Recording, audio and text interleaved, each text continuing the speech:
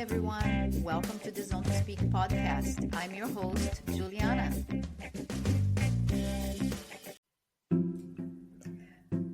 Before the episode, I have got to share one of my absolute favorite ride essentials, the Cyc Plus Smart Pump. This little thing goes everywhere with me. It's compact, powerful, and honestly a game changer on the bike. I love using it mid-ride when switching between terrains. I can drop the pressure for gravel and then pump it back up when I hit the road. Super easy, super fast. And of course, it's a total lifesaver in case of a flat or any loss of air. No stress, no hand pumping. Just press the button and go. You can grab yours with 10% off using my code ZONE2SPEAK. Link and details are in the episode notes. Trust me, once you try it, you won't leave for a ride without it. Cyc Plus Smart Pump. Smart, simple, and ready for any adventure. Now, let's hear it for the episode.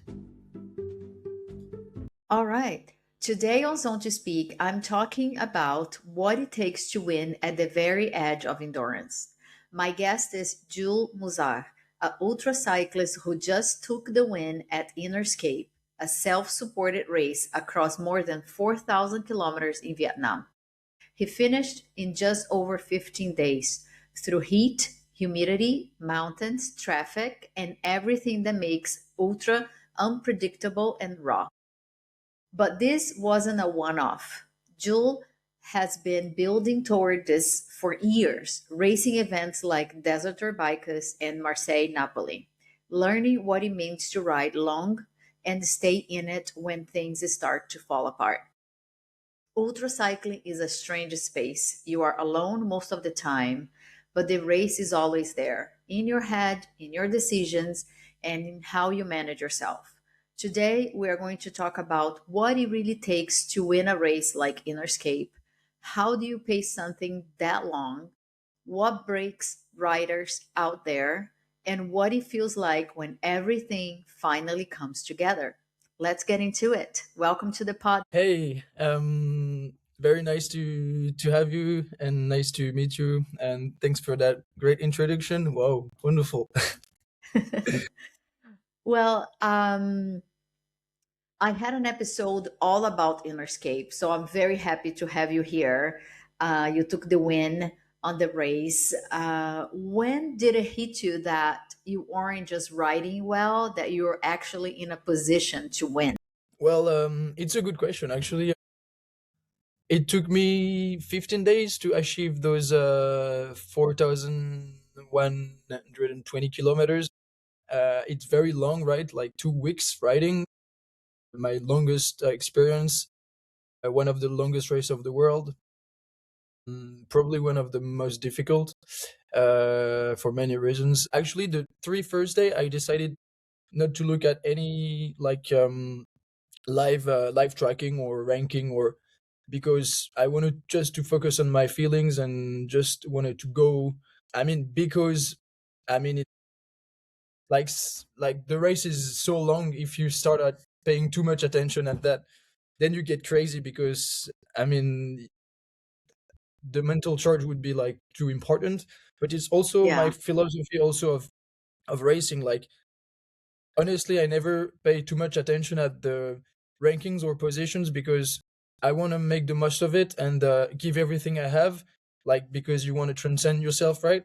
And that's what I'm looking for. And if at the end I'm first, I'm very happy, but if I'm not, I'm very happy too. I would have given the best of myself. That's what I'm always trying to do. And like good positions are a bonus, and but that's not something that's like that's the most important.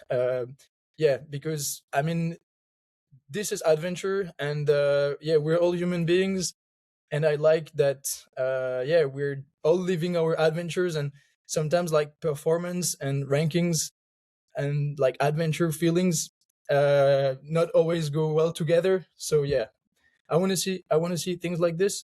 And bonus, but I'm very happy to have finished alive, to Yeah, have finished a long that's a race. bonus.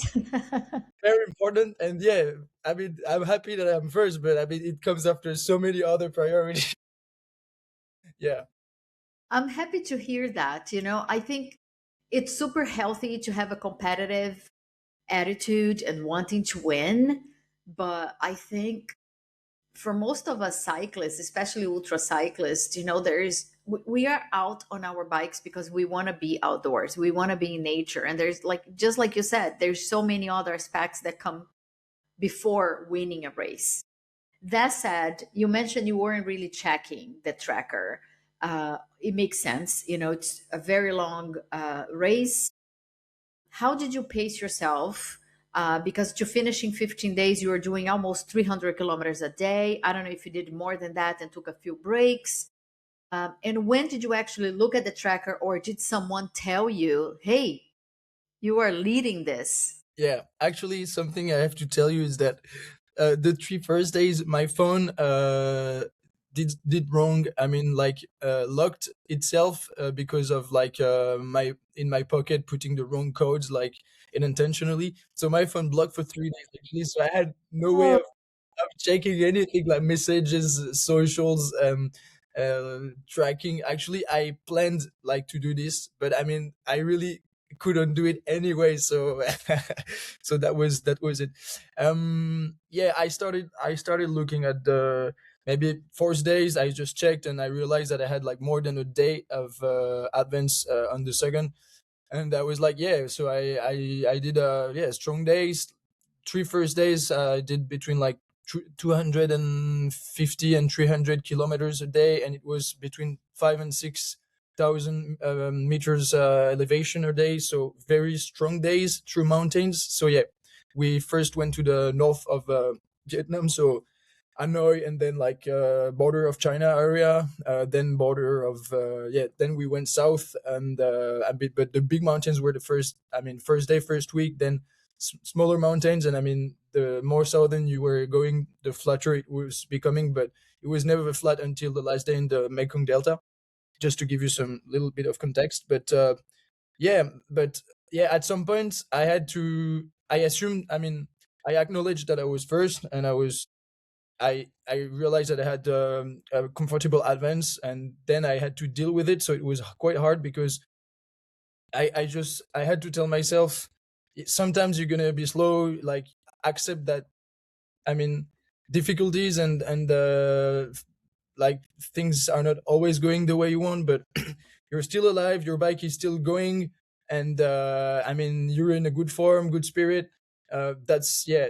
I mean, and make the most of it. Enjoy it. Actually, it's what enabled me, because I had a comfortable advance. I could really focus on my feelings, and also for me, it was really important to enjoy as much as I could being there. I mean, opening my eyes, my heart, my senses, but also spend some times with locals. Something that I did was part of my strategy, cutting the day into two and spending like an hour and a half, like having a lunch with local usually, and discussing. I learned Vietnamese, so yeah. I mean, I had really good exchanges. I mean, very small words, but I mean, it can be, still. yeah, right. So I really liked being able to enjoy, and also I went into a school during my race for like a presentation of the adventure and of like ultra cycling and of the race itself, because a teacher that was on a motorbike just told me, yeah, I'm going to school, come with me for the English class. And I told him, well, I'm on a race, it's not really like obvious. But then I told myself, come on, Jules, like it's going to be 30 minutes, like on 2 weeks it's nothing, and I mean, you can afford to do this. And yeah, I'm very happy that I didn't pay attention at rankings, and also because I had that like comfortable advance, then I could do things that well, are not really, yeah, obvious when you're doing races, and because it's an adventure, and that's how I see things. Yeah, Wow, how special. And that's going to be a core memory for you, taking the time to be on this school and have all these little kids yeah, learning yeah, about the event, the race. Really, really cool. I think most people know that Vietnam isn't like a neutral race environment. Vietnam is beautiful, but it's also super intense and very chaotic. Like you have, in every sense, traffic, weather, food, culture, everything is constantly changing. What was the biggest challenge Vietnam threw at you that you didn't expect? Yeah, it's a very good observation. I mean, there are so many things that makes this race unique and yeah, very difficult. Of course, the longer the race is, the more exposed you are to like difficulties. Also, because your body and your bike is pressured for a longer time. I started with the, I don't know how to say that in English, but with the mouth infection, like when you have some sort of yeah, irritation. So I was not really able to, yeah, really hardly able to eat or drink, so was very difficult. And I'm very happy that I could have big soups, faux soups in the north, and tea, because it was my only way of drinking and eating. Actually, like soups really saved me. Yeah, very grateful. And then I had some treatments, painkillers and antibiotics, and then it healed after like 5 days. But yeah, it was hard. I was very lucky because yeah, I mean, you mentioned weather conditions. Like traffic actually was not that terrible because I mean it's sometimes, I mean, it's very organic, so people are quite cautious when they're driving. So everyone looks at each other, and there are a lot of motorbikes and a bike. I was in a way going, I mean, as fast as motorbikes sometimes because they are like motorbikes with small gears. So I mean, yeah, I was a motorbike alike. So I mean, yeah, they're used to like have two wheels, so it's quite okay. Roads were quite good, but sometimes they were terrible because it's a gravel race, so all roads race. Like 15% of the race was on like mountain bike trails, so or sometimes sand or yeah. And when it was muddy, it was just so terrible. Very sandy sometimes also. I'm very happy that I had a second wheel with me. I mean, a third wheel that I changed because my back wheel was just quite damaged, even though like I changed it before the race. So lucky about that. Lucky You mean that the I had, tire or the wheel? sorry, a tire. Yeah, a tire. Oh, okay, okay, okay. I was like, where um, were you carrying that wheel? and I was lucky that I found a mechanicer also on the road after maybe like 1,050 kilometers, third of the race, because yeah, I had to change my shift cables. Everyone actually on the race had to, because yeah, Really? yeah, I mean, two or three of us had some gears, changing gears issues because yeah, because I mean we were, because of like how the race was. But what I wanted to say also is that I actually had a big crash, because I was not, I like lost attention for like a few seconds, and I was on a very muddy trail, and I wanted to avoid like water, and it was very slippery. So, and actually, yeah, like I just fell down down the road, and I mean trail, and there was un ravin. I mean, like it was, there was just nothing but a river, and like small vegetation enabled me to like airbag me. So very luckily, like I was safe at the end, because yeah, it was smooth, but Wow.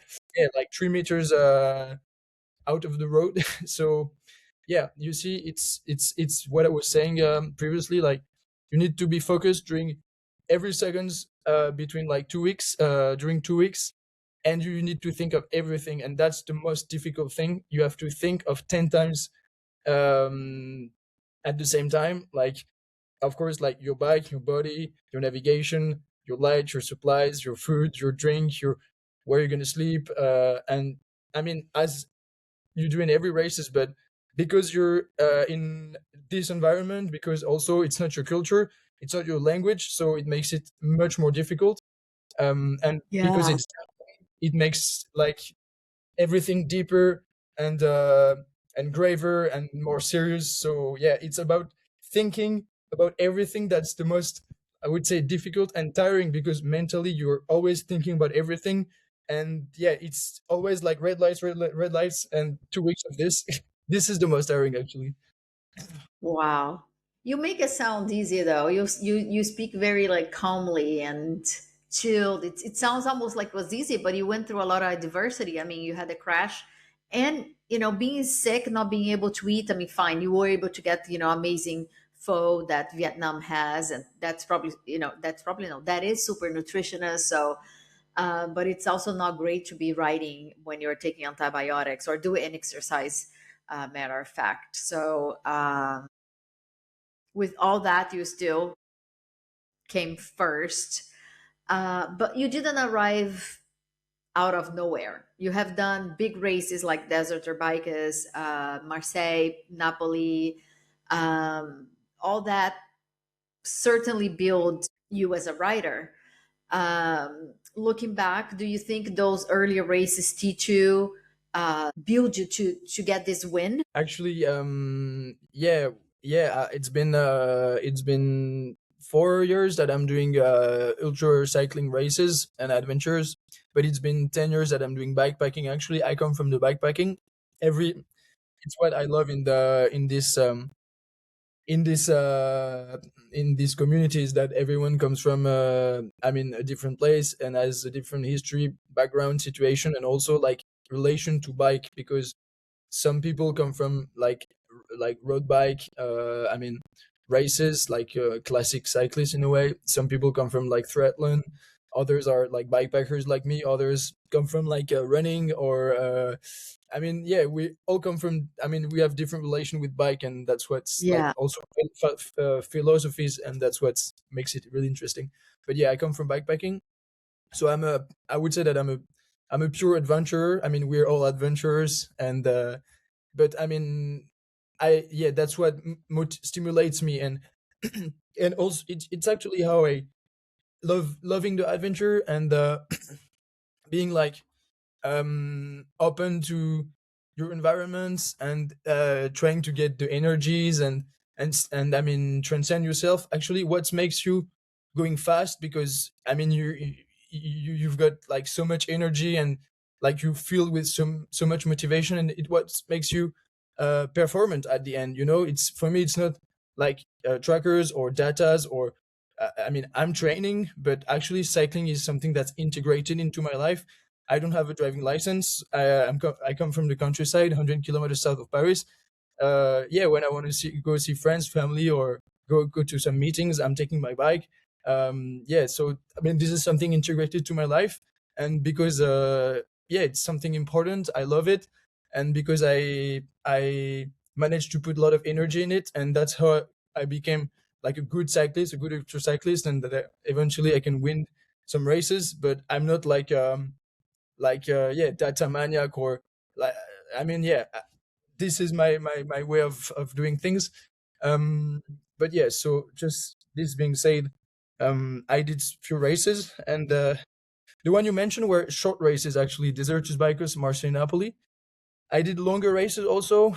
My first race was the French Divide. It's like, Okay. I don't know if you know this race. Yeah. It's like, yeah, Great Divide or Tour Divide, like, yeah, mountain Hmm. bike, But crossing France. states and crossing France, and this was 2,300 kilometers. And actually, it was my first race. I was not into ultra at that time. I'm into other sports, but I just followed a friend that convinced me, and I just discovered ultra, and yeah, my life changed after that race. I was never gonna see things the same, and yeah, of course, I fell in love with this sport and this mindset. And yeah, but this was a very tough race, because it was 2,300 through France, all of the national parks, mountain forests, but it was 100% mountain bike, and it was really brutal. That time in Vietnam was only 15%, so I mean quite small compared to the French Divide, and it was, conditions were terrible. So to me, I'm never gonna do a race that's gonna be harder than this one. So every race, they certainly will be someday, but I had that experience that really helped me, and yeah, mountain bike is so brutal, because your body is has much more vibration, is like working harder, much more cardio, etc. So yeah, on the road, I would say that, or gravel, it's always comfortable. So yeah, that experience really helped. And also I did Nomaden Rapso Bike. It's a race that's organized by the same organizer than Desertus, Ivan. That's a good friend of mine that I greet. Well, it was between France and Montenegro. It was 3 years ago. It was 2,600K, I think. So another long race that also gave me yeah, some small experience that I used for that race. But yeah, really my strategy was to do long days and good nights. And what helped was really that Vietnam is a fantastic country. I mean, people, food, conditions, also like roads, as I was saying, but cheap also, and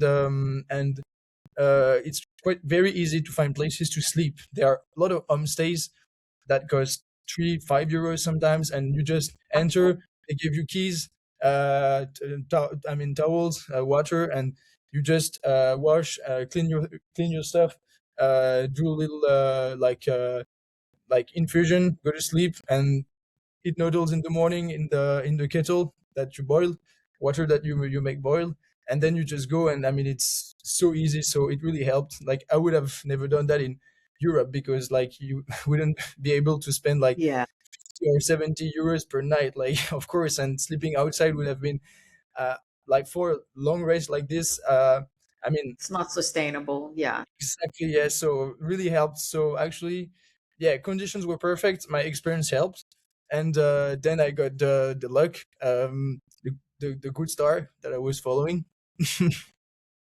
Wow, so much to unpack. I mean, I love what you said in the beginning that you are adventurer, you are a bikepacker, and what I heard was like you can't teach passion. Of course, data is structure training, all that prepares you physically, but what's in your heart can be taught, and you have the passion, the bike is integrated in your life, and you went there to have a good time, and boom, you got there first at the end. And you do have such a great experience, which is amazing. A lot of beautiful places you have been.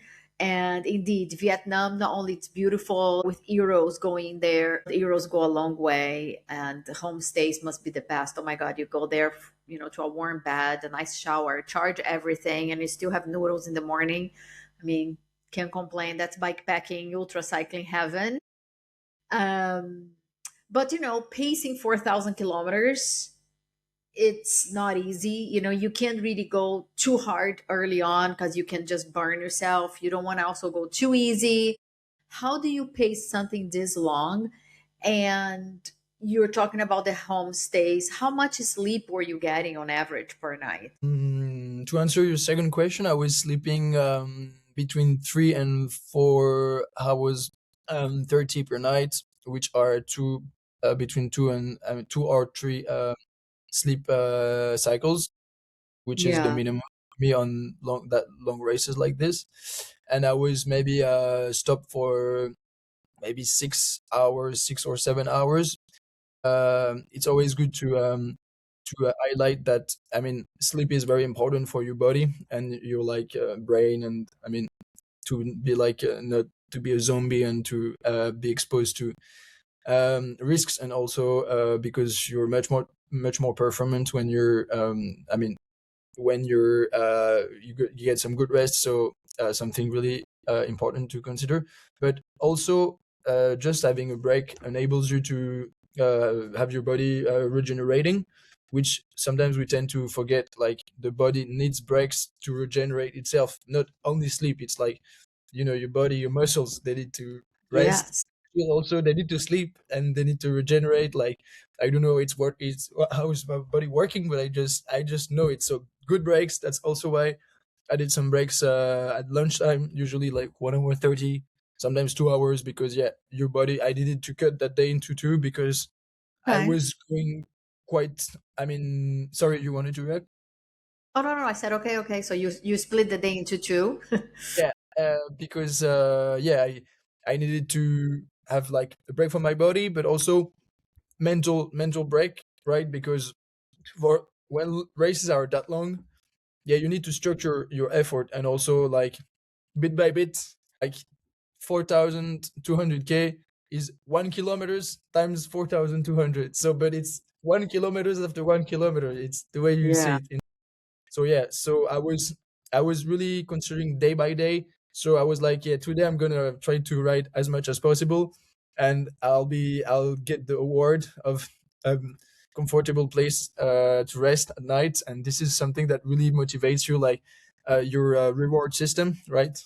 Yeah. Yep. Um, and then I was actually doing the same by cutting the day into two. So one day tonight is going to be cozy, and at lunch I was usually starting at something 5 6, stopping at one between like noon and two, and then yeah, having really good food, talking with locals, and then going again. So yeah, cutting my day into two, actually, bit by bit, like the petit pousset.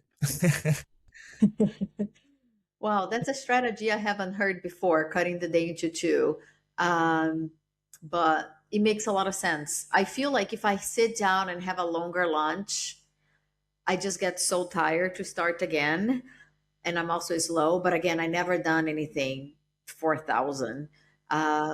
So obviously, it's a completely different strategy doing 1,000 to 4,000. Yeah, and also you're like, actually it's um you need to let's say prepare your brain and your body to your effort. So you're creating a frame, like a mental frame, that makes that your body knows what it's going to do, because like you've already told yourself. So it's a natural process.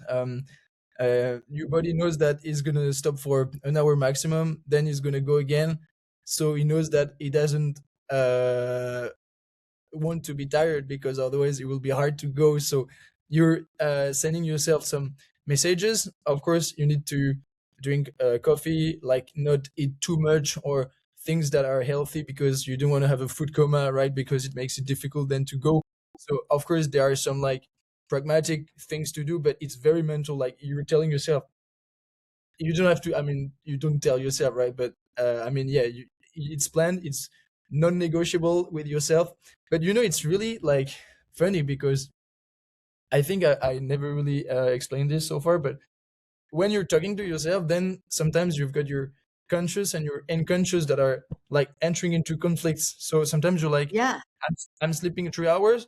Then there is another part of you that's like, no, like why not sleep 4 hours and a half, because you need more rest, Yeah. and you've got some advance, and please, like, you treat yourself also, like you can afford, and I mean, you deserve it in a way. So two parts of your brain, because the brain is works like this. There are two parts that it works differently. One that's more rational, the other maybe creative, something like this. But yeah, sometimes like I was uh objectively realizing that my but I mean, like in everyday life, but I was really realizing it, and I was living it. And I was like, yeah, my brain was discussing, two parts of my brain were discussing, and I was between the two. And it was hard to take position, sometimes. Yeah. Yeah. I'm glad to hear. Yeah, because, yeah, you have this whole conversation, yourself with yourself, trying to justify things on food, on sleep, on stops, on everything. Like, yeah. Yeah. Yeah, it's so funny. I love it. There's something like this also. It's at some one morning it was really hard. Like, actually, I think the 3 4 5 days. Yeah, when your body had to, I mean, get into the rhythm, etc. Like, first day were really hard, also because my effort was really strong, right? Considering what I like, the data is like kilometers, elevation, etc. Um, one morning I was quite down. Like, I woke up. Maybe I think that morning my clothes were not dry; they were wet. So when you have to put your wet clothes, like, cold and wet, and yeah, not really comfortable. I think I told myself this morning, pain is temporary, glory is eternity, something like this, like a gladiator saying. Or and I never do this, but I don't know why it came out like this really spontaneously. But yeah, sometimes you need to tell you things also, like Yeah, and negotiate with yourself, or you're talking about rewards too. Sometimes we have to reward ourselves as well. Okay, oh come yeah, on. a lot, If yeah, you do a lot. 50 more kilometers, then you can get another bag of Haribo or whatever it is, or you sleep Exactly, another yeah, but 30 minutes. You're always negotiating with yourself. yeah, a dragon fruit in a Yeah. 100K dragon fruit. Yeah, let's go. Yes, yes. That's also why I don't really get how ultra cyclists can only like work with like gels and like bars and chemicals things, or sometimes natural, but because like you really need like real food, because it's You what do. like makes your form, and also because it's what your brain wants. And yeah, food is amazing in Vietnam, street food culture, so everywhere you can get food. And what's funny is that actually, yeah, for I mean, for every society, work is important component of their life and of their social status, etc. But in Vietnam, everyone works. In Asia, I mean, Asians are like they have people have strong I would say professional cultures, like they're really engaged into their work, and work is really important for Yes. them. So everyone works there, like because it's a way to be I mean, yeah, important for society. So people that don't have, I mean, that need to work usually sell things. So it's a lot of selling markets, and people usually are allowed to sell things until a certain amount of income before like it's declared or they pay taxes. So yeah, usually they will sell a lot of fruits, things from their garden that they do out of their hands, like they're craftsmen. Or they will sell also, yeah, a lot of food actually, or things that it will cook. So in the street, like yeah, I mean every like 10 or 20% of the houses in a village can like sell you food. Like it's really impressive. That's really and good. and often it's like like people in their rooms or in their house. You just enter the house and there is food, and sometimes like it's in their living room, sometimes it's in their like bedroom. So you just see their bedroom, and Wow. then actually it's a bedroom at the same time. So you Wow. just enter. Sometimes it's as outside is a storm, or outside, or it's 2 in the morning, or you're like completely dirty. You do really like those And they I take mean, you in? and sorry. And they take you in for food or stay like at 2 a.m.?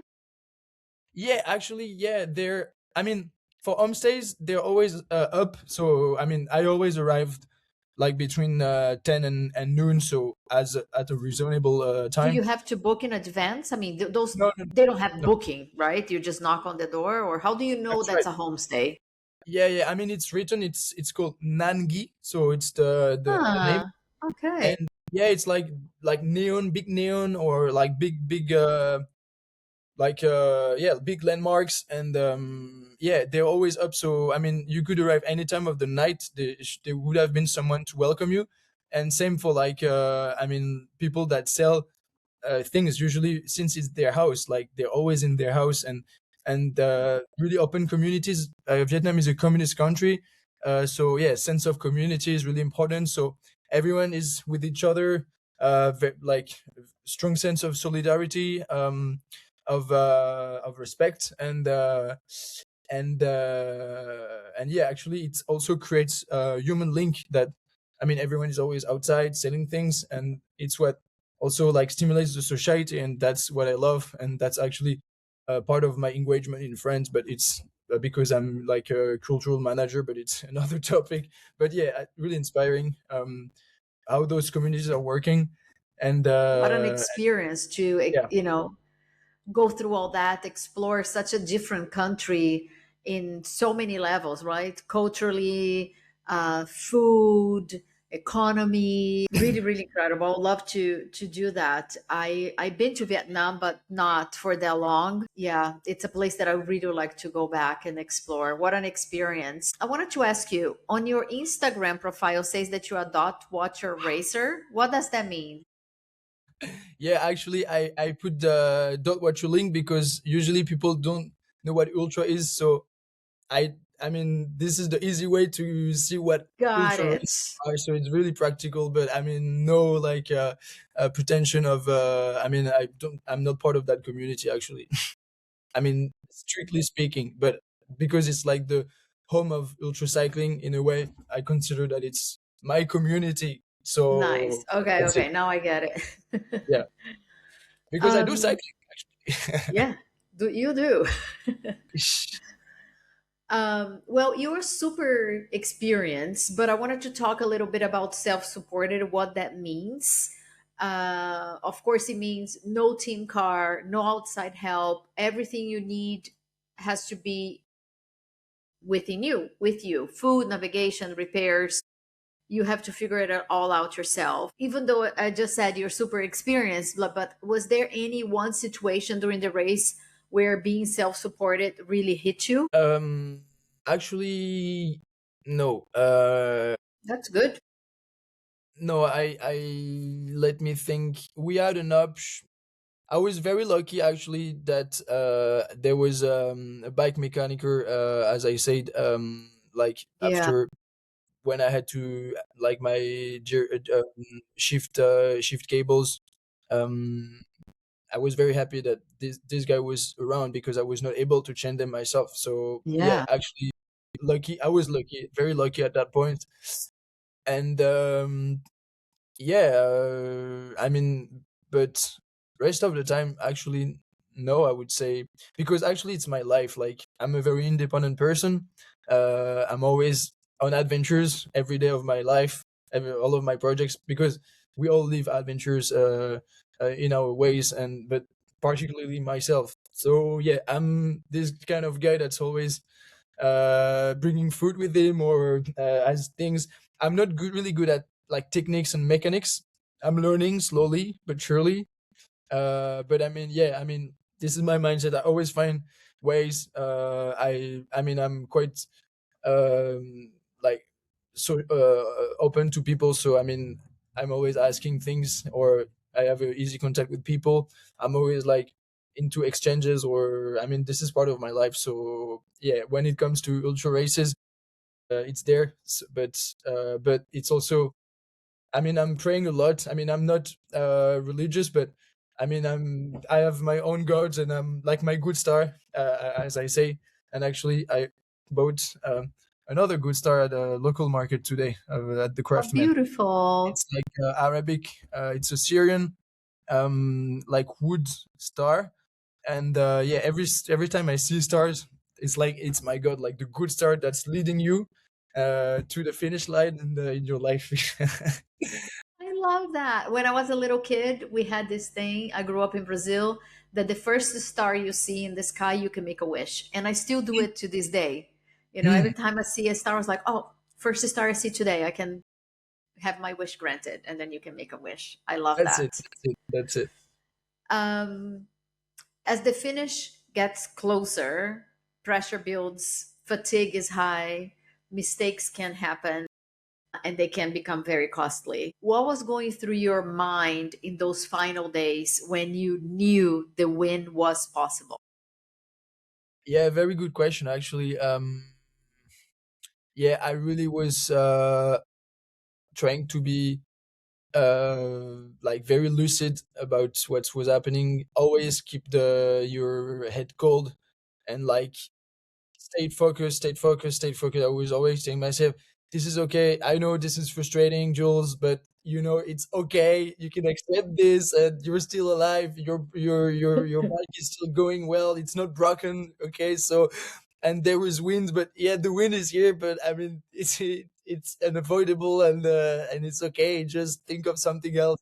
Yeah, it was a lot of wind the 3 last days, so I was not going as fast as I hoped. Actually, it took me like 1 day and a half more than what I had wished at some point. Yeah, I took 15 days. My day was to finish into like 13 days, but actually, yeah, last days were yeah, very windy, and I was like, you don't take this risk. I mean, just finish the race, enjoy it also, and I mean, you're gonna actually you certainly gonna be first, so that's cool. So just take your time, and that's also Good why I decision. stopped. yeah, so don't take risks, please, and enjoy, accept situations. Yeah, and I was, yeah, trying to think of everything, and yeah, I did made the good decisions almost all the way long. I don't do any errors, I would say, except that I fell down because of inattention. But yeah, I was quite wise. I'm not always Yeah, wise in everyday's I life, would but say so. when it came to that race, it was okay. You have just won one of the hardest races out there, something most riders won't ever experience. What did this race teach you about yourself that you didn't know before? That's a very good question. Actually, I was asked the same by the organizer. I would, well, every time I'm finishing this kind of race, I, I just feel superhuman because I experience things that make you feel human as you're like suffering, as uh, you're amazed, you're doing like hard things. I mean, you're just living everything a human could live, and emotions, and yeah, when you finish a race, you're like, wow, what I lived was unreal. But then, actually, you're like, yeah, it was real, actually, because you're a human. And no, what I love with the races is that I'm always amazed because the pace of a bike enables you to cover long distances, but it's not, I mean, it's a pace that enables you to enjoy the landscapes, the people. I smile at everyone, and I try to get as many smiles as possible. It's what makes me go, also because I collect the energy of the people. Sometimes I say hello to people. Also, I do a lot of quick talks with the people I see. I talked a lot with kids when they were going to school. They had so much energy, but I tried to have more energy than them. So when they were coming, I was shouting at them in Vietnam, and they were scared, so they didn't know how to like consider me. So yeah, I tried to take a lot of energy, and yeah, and actually I try to have that mindset in everyday's life. Like everything is a gift. Like every day is a gift. Every people, I mean, every humans have their story, their difference, but I mean, they have their beauty that's sometimes very obvious, sometimes not obvious. But I mean, yeah, I mean, humility, I would say, mostly like humility, because yeah, like you're, also because I'm doing hard things, but I'm very lucky that my body, I'm able to do this. I'm able to travel. My body is able to experience this. I'm so grateful. So yeah, I'm trying to have the same gratefulness in everyday life, same humility, also because there are a lot of people that are suffering around you that, I mean, are not as privileged as you could be, and that are doing like really like great things, I would say, or things that really should have more recognition, or like, I mean, workers, or all of the people that makes the society go, or every people that are suffering from health problems, or I mean, yeah, like there's something like this, like, yeah, what I'm doing is great, and thanks for telling me this, or I'm happy to share. But actually, like, look around you, there are also things or people that are doing great things, and everyone has passions. Like, I'm not able to read a book because I have sometimes like concentration problems. So yeah, I can do like this, but I'm not able to read books, you see. So yeah, like yeah, it gives you like a philosophical approach of life. I think it makes me wiser, and it makes me grow up, because I'm still a kid, and a very, very lively person. But yeah, it teach me a lot of things on myself. Like, I couldn't tell you everything. Also, ultra cycling is a way to do some sort of meditation, because I'm some sort of hyperactive person. I'm very engaged, like cultural, politics, etc. And yeah, when I'm racing, or I mean, when I'm cycling and racing, it's uh, in a way like I'm doing nothing, because I'm just on a saddle, like if I was on a chair. And actually, it's like, I don't know which, maybe I'm watching TV because there are a lot of images, something like this. But I'm not doing things like, um like in a way, so I can think, have very deep thoughts on either I think of nothing, and it's very fine because sometimes you just need to do nothing and think of nothing, and Turn it it's quite off. hard Yeah. in my everyday's life because I'm in my tunnel. And or you have very deep thoughts on and very different things that are more or less related to you or your situations, but yeah, like, and that's what I love also. So yeah, it's very meditative actually. Yeah, well, beautifully said, beautifully said. I agree with everything you said. Um, one of the things for me that I loved about gravel, ultra as well, more than road cycling, is because you have to focus so much, on the gravel, like what line to pick, is there a rock, where can I go? So your brain is always just focused on that present moment right there, and then it becomes meditative. And on the ultra, very similarly, because you're just thinking about the map, your nutrition, hydration, and where you're going to sleep and where you're going to stop next. There's not much room to think about anything else. So it's also that meditative state where it makes you hyper focused. And yeah, I mean, what you And said about, yeah, go and ahead. also, yeah, I was wanted to explicit this, but also, yeah, it enables you to relativate a lot of things in your life because you're doing through very hard things. So when you have, like, I don't know, like a computer problem, like I don't know how to download this or to subscribe or unsubscribe, you're like, okay, you should be able to handle this because I remember what you did like last month. So yeah, I mean, uh, yeah, it enables you to see things differently and to have uh, like different perspective and approach on like difficulties that you encounter that are Absolutely. Change your natural. perspective in many ways. Yeah. Yeah. What's next for you? Are you planning other races or big adventures? Actually, I'll tell you what I'll do next. I can't change my screen effects. I wanted to have like a 100% like not like a blur background because I'm gonna tell you what I'll do next. I'll eat a lot of food that I brought from Vietnam. So here is matcha powder. Mm. Oh, okay, okay, okay. Well, Nice. half of it, yeah, Oh, matcha powder. matcha? So this is like those are macadamia nuts. Yum. Actually, it's like an You're instrument. very Like healthy. I like that. so it's like, yeah, it's like it's beautiful actually. It looks like jewels. I also have cashew nuts here Wow. because I didn't tell you, but yeah, I told you that you can find everything in Vietnam, but you can when you're crossing regions, you see different cultures of agriculture. So you say like nuts. You can see like tea. You can see, of course, like coconuts, ananas, but also like cocoa, cacao, coffee, everything, and that's really impressive because it's like all around you all the time. But also you see different processes of exploitation, like they're in the field, they're harvesting, then they're like packaging, then they're delivering, and Yeah. I mean everyone is related to this. It's like everywhere, like cashew nuts.